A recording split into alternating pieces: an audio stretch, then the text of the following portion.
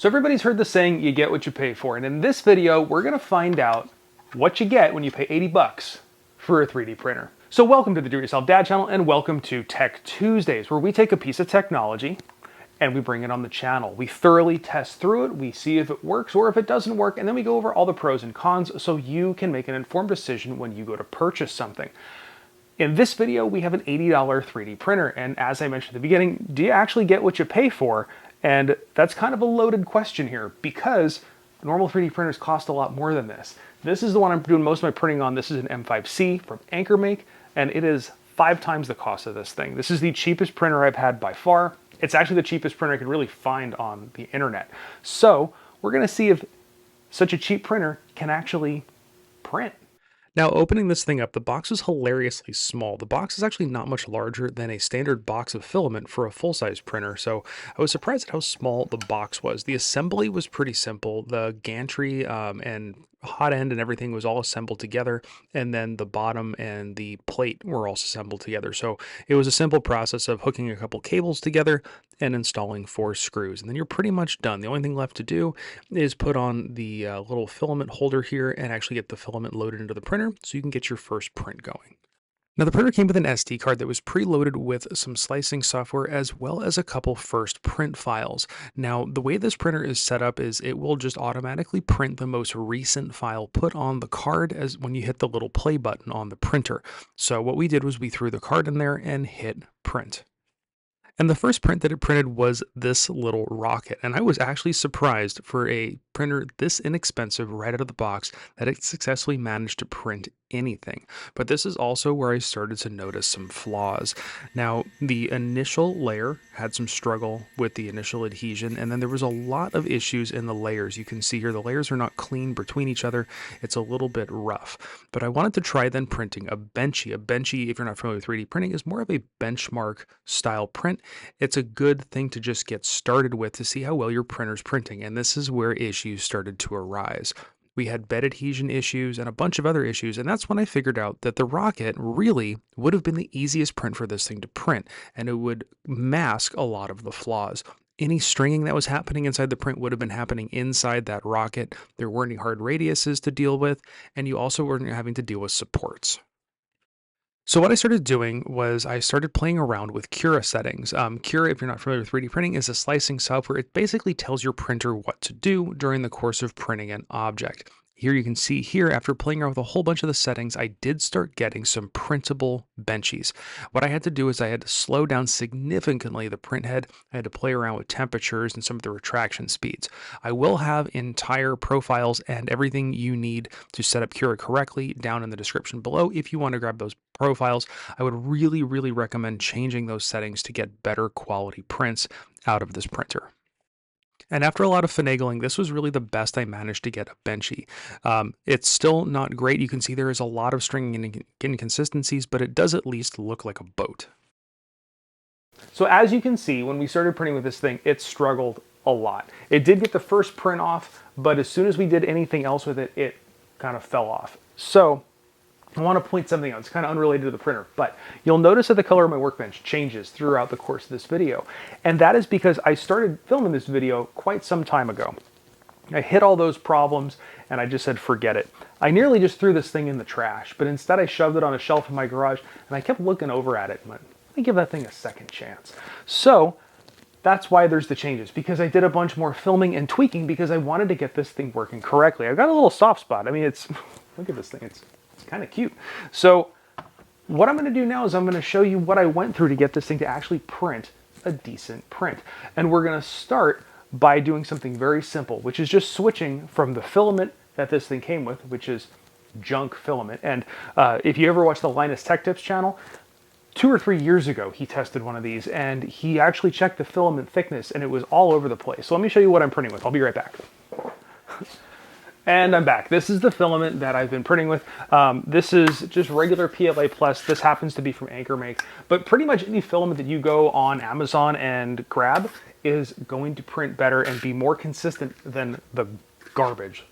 Let's be honest, the garbage that this thing came with. So after getting slightly better results, once I changed the settings in the slicer, I started inspecting the printer because it still wasn't printing great, although it was at least getting prints done.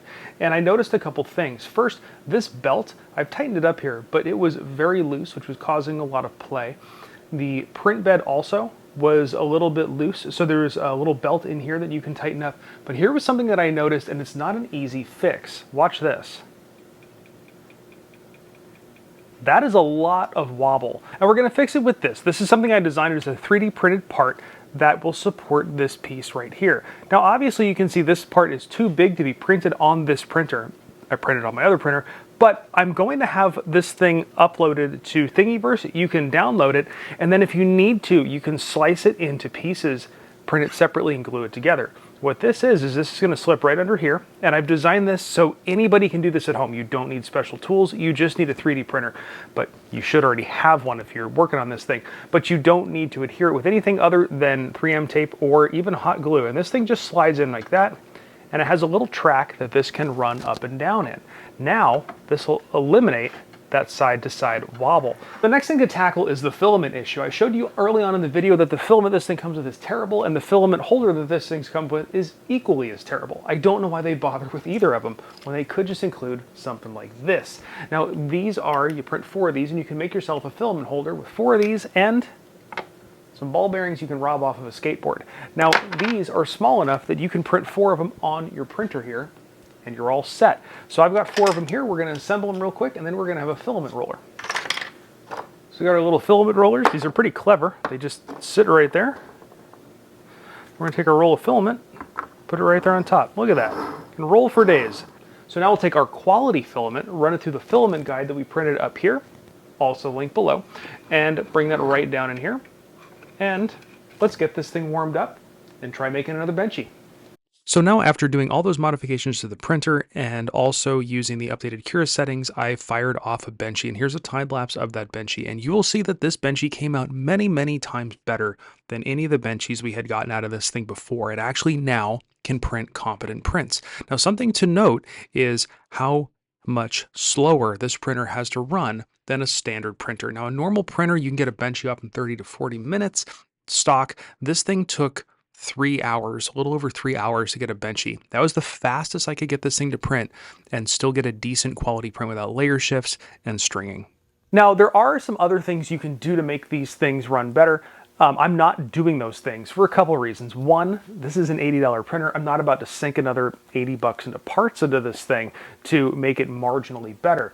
One of the things is the print bed on this thing is not a heated print bed. It is a magnetic print bed, and this thing actually has worked really well. I've had to fight with other printers to get even PLA to stick, and this print bed, all I've done is clean it with rubbing alcohol, and I haven't had an adhesion issue as long as I've had that print bed perfectly level. And because it's magnetic, you can take it off, pop it, clean it, that's it. So the print bed actually, for what it is, pretty good print bed. But you can add a heated one, but that requires doing some wiring, changing out the power supply and stuff like that. Just don't want to do. The next thing is the hot end. The hot end in this is not your standard 3D printing hot end. It's a proprietary one, and it's all in one. So it's got the nozzle, the heating element, and all that in there. So if anything happens to your hot end, you have to replace the whole thing. Whereas all my other printers, it's a little brass part, you unscrew it, you put a new one in, and you can replace the nozzle. If the heating element goes, that's an easy swap out too. So everything is hot swappable. With this one, it is not. Basically, it's a one-piece package in there. You got to replace the whole thing. There's not a whole lot you can do about that. Just know that if it does happen, you will have to replace the whole thing. It is only $9, so it's not that much money, but that is a factor. I had seen a lot of early reviews on this thing saying that there was no part cooling fan, and on this one, at least on the one that I have here, there is a part cooling fan. There's a fan up here that cools the hot end, and then there's a fan right here that does blow air down onto the part. So I don't know if I have a more recent version, but it does have part cooling. It's not great though. There's very little airflow coming out of it, and I think that's the cause of some of the stringing. What I have noticed is now that we're later on in the video, it's a couple months later, it's wintertime and it's colder in my garage, I don't have as much stringing. I don't know if that's just a fluke or if that has to do with colder air temperature in here. One thing I may do in the future is remove the grate here to get a little bit more airflow through it. I don't know if that's really going to make much of a difference, but it's not going to hurt to try. And I've actually also tried putting a desk fan on here to blow air across it, and that did help a little bit too. I didn't use it on these guys, but I have played around with it and it does seem to help. Now, I have seen folks that have done big upgrades on the fans here, but that again requires some wiring, some soldering, and replacement of the power supply. And for what this thing is, to me, it's just not worth it. So normally on Tech Tuesday, now's the time where I would go over all the pros and cons of something, but I got to do this video a little bit different because this whole video kind of showed the pros and cons of this printer. So I'm going to kind of address who I think it's for and who I definitely think needs to avoid this thing. Now, this thing is marketed, and I've seen a lot of other YouTube channels who I think were paid for their review saying this is great for beginners. I think this is awful for beginners. If you have never 3D printed before, you want to set something up and you want to have success with it and not have to fight with it along the way.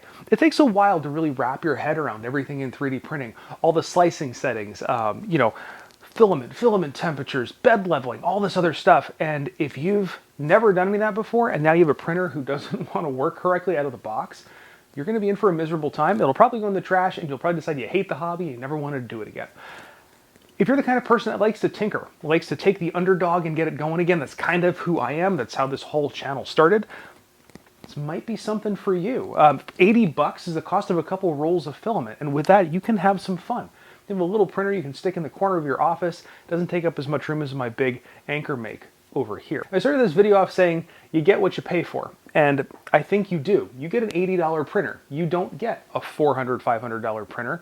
My LK5 is a $300 printer. You don't get one of those either. You get an $80 printer. But it will print, and if you want to put in the time and tinker with it and get all the settings right, you can actually get some usable prints out of it. Now, is this thing going to stay here in my garage? I don't think so. I think what I'm actually going to do is I'm going to give it to some friends whose kids just started taking 3D printing classes, and they like to print stuff at home. This would be great because they're just making small little figurines like this, but I'm going to send it to them with the brace, with the roller, with the filament guide, a roll of quality filament so they're not going to have frustrations, and I'm also going to give them all the Cura settings and walk them through how to use it so they don't have to struggle and figure it all out like I did. So I will have a link for this thing down below if you do want to check it out. I'll also have a link to all the 3D print files. Some are mine, some are ones that other people have made. I'm going to give them full credit down in the description. So if you're one of those people, thanks, got this thing working for me. If you like this video, give it a great big thumbs up. If you like the Tech Tuesday series, hit that subscribe button because we have all sorts of tech videos always coming up on the channel, and we'd love to have you on board. And of course, thanks for watching.